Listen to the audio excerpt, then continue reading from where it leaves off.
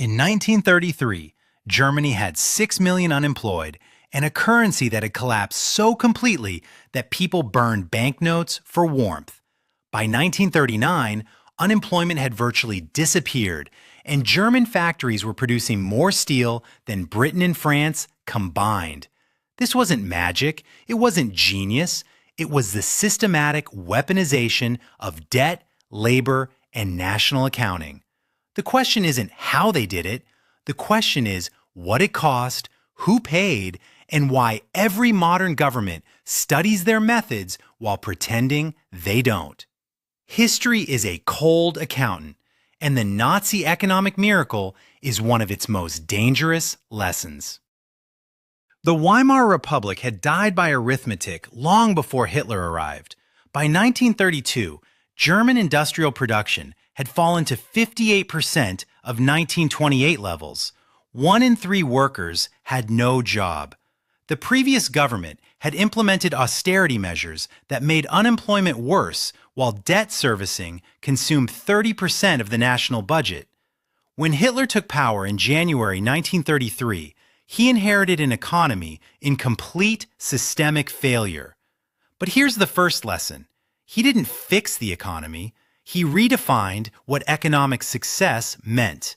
Within months, the Nazis launched massive public works programs.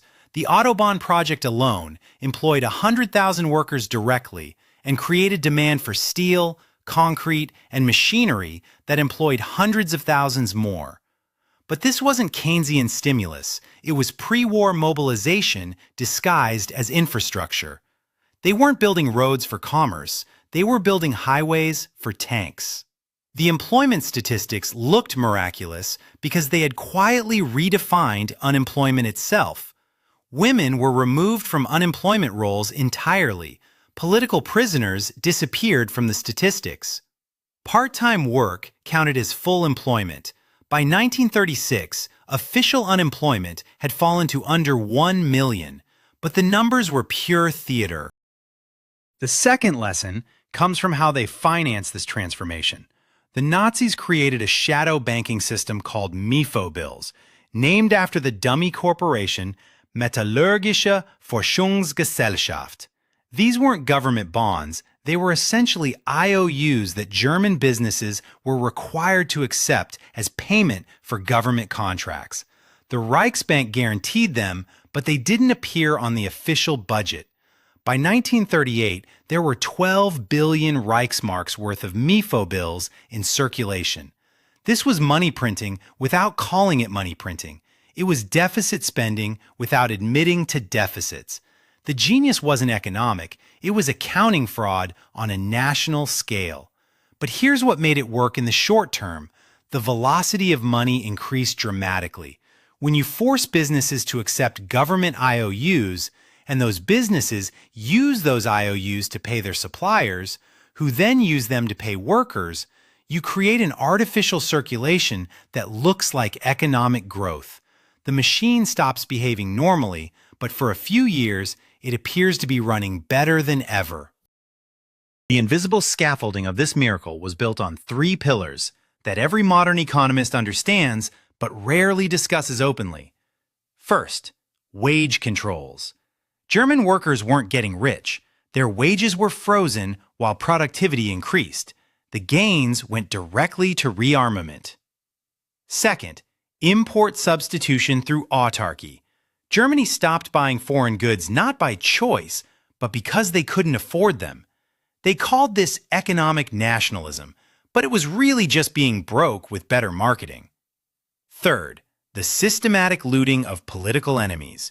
Jewish businesses weren't just seized, they were transferred to party loyalists at below-market prices, creating an artificial wealth transfer that looked like economic dynamism. By 1938, the Nazi state had confiscated assets worth over 4 billion Reichsmarks. This wasn't economic policy, it was organized theft that happened to boost GDP statistics. But the most important element was what economists now call credible commitment to future violence. Every German business owner, worker, and creditor understood that the system would expand or collapse. There was no middle ground. The Nazis had made it clear that economic contraction would be met with political purges. This created what modern risk management calls survival bias in economic participation. People worked harder, saved less, and invested more not because they believed in the system, but because they understood the consequences of its failure. The Mefo bills were accepted not because they were sound currency, but because refusing them was treason. This is the difference between market confidence and state coercion. Both can drive economic activity, but only one is sustainable. The moral hazard was built into the foundation. By 1936, German military spending had reached 10% of GDP, but it was hidden across multiple budget categories. The Autobahn wasn't infrastructure spending, it was military logistics. The job creation programs weren't unemployment relief, they were military conscription with extra steps. The four-year plan of 1936 made this explicit. Germany would be ready for war within 4 years, and the economy would be organized entirely around that goal. This wasn't economic planning, it was military planning with economic window dressing. The proximity to power determined who benefited. IG Farben, Krupp, and other major corporations saw their profits soar, not because of market efficiency, but because of direct access to state contracts and forced labor. The miracle was really a massive transfer of resources from workers, consumers, and future generations to a small group of industrialists and party elites. For ordinary Germans, survival meant navigating an economy that had become completely disconnected from normal market signals. Rationing began as early as 1936, not because of war, but because the economic miracle had consumed resources faster than they could be replaced. Smart families learned to hoard non-perishables and maintain relationships with farmers outside the cities. The official stores were empty, but the black market functioned. Local trust became more valuable than official currency. Barter networks emerged in neighborhoods. People traded skills, favors, and goods directly. The invisible economy that kept families fed was the opposite of the state-controlled economy that generated the impressive statistics. Those who survived best had what risk management calls portfolio diversification across trust networks. They maintained relationships with people in different industries, regions, and social classes. The human cost was calculated from the beginning. The labor front replaced independent unions and turned workers into state employees. Wages were controlled, but so was mobility. Workers needed permits to change jobs. The Strength Through Joy program provided vacations and entertainment, but it was really a surveillance system that monitored worker morale and political reliability. By 1939, German workers were producing 25% more than they had in 1929, but their standard of living had declined.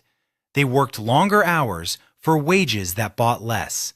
The economic miracle was built on the systematic extraction of value from the people who generated it. Local networks adapted by creating informal support systems. Neighbors shared resources, information, and risk. Community gardens appeared in cities. Extended families pooled resources. These networks weren't political resistance. They were economic survival strategies that emerged when the formal economy stopped serving human needs. The modern bridge to this history is uncomfortable but necessary. Every major economy today uses elements of the Nazi financial playbook: deficit spending hidden through off-balance sheet entities, employment statistics that exclude inconvenient categories of workers, public-private partnerships that socialize costs while privatizing profits. The difference is scale and brutality, not method. The United States currently has $38 trillion in official debt, but trillions more in unfunded liabilities that don't appear in headline numbers. Quantitative easing is money printing with better marketing. Modern military-industrial complexes operate through contracts that create employment while serving strategic rather than economic purposes. The dangerous concentration is in assumptions that markets can be manipulated indefinitely, that accounting creativity can substitute for productivity, and that complex systems can be controlled rather than managed. The warning isn't about ideology, it's about arithmetic. The Nazi economic miracle lasted 6 years before requiring war to sustain itself. War wasn't a consequence of their economic policy, it was the logical conclusion. The system required constant expansion of resources and markets, and when domestic extraction reached its limits, expansion had to become external. This pattern isn't unique to fascism. Any economy built on systematic resource misallocation will eventually face the choice between correction and expansion. The correction is always deflationary and politically unpopular. The expansion seems easier until it isn't. Modern economies face the same arithmetic: debt that grows faster than productivity, asset prices that exceed productive capacity, and political systems that reward short-term thinking over long-term stability. The recurring protection isn't ideology or politics, it's financial position and social networks, low personal debt, liquid assets, and practical skills that have value regardless of the official economy. Most importantly, local relationships based on trust rather than ideology. History shows that when complex systems fail, survival comes down to basics: food, shelter, security, and the ability to trade with people you trust. The Nazi economic miracle teaches us that impressive statistics can coexist with systematic exploitation, that growth can be built on unsustainable foundations, and that the people closest to power always extract the most value while ordinary citizens bear the costs. If this gave you a new perspective, hit subscribe. History has the answers. I'll show you where to look.